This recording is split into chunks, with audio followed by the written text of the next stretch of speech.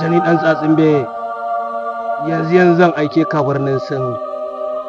Za ka an so min saƙo a gurin aljani bokiti. Ka ce in ji ni. I want problems always.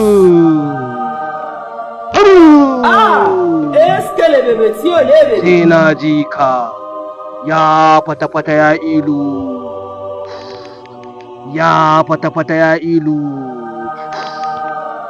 Sai na ji ka.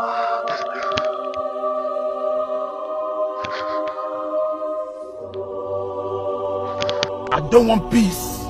I want problems always.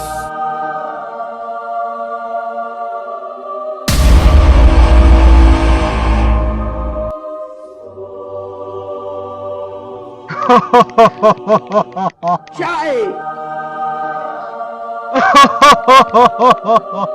Shai!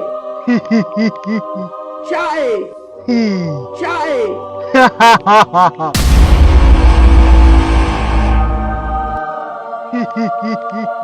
Shai! Shai! Shai!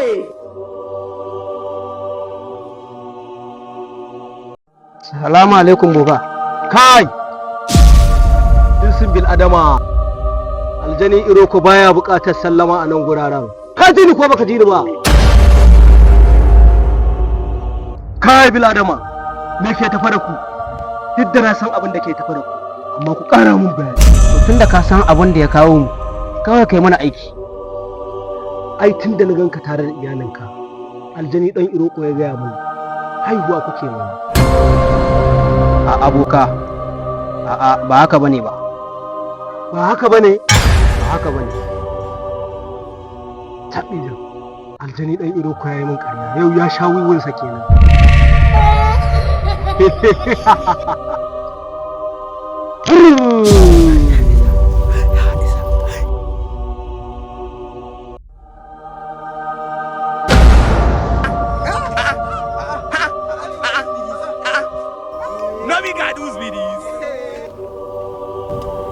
To me ke tafe da shi?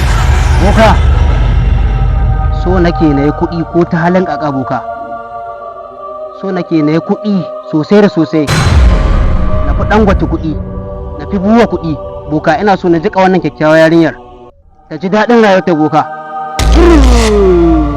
Amma ya tabbata baka da hankali. Yau ka ƙara tabbatar min da cewa baka da hankali. Wannan damar da kake nema, ko ni na same ta, kana ganin zan zauna a nan ne? Ko ni na same ta kana ƙara gani na a nan gurin? Lalle ka nuna min cewar baka da hankali.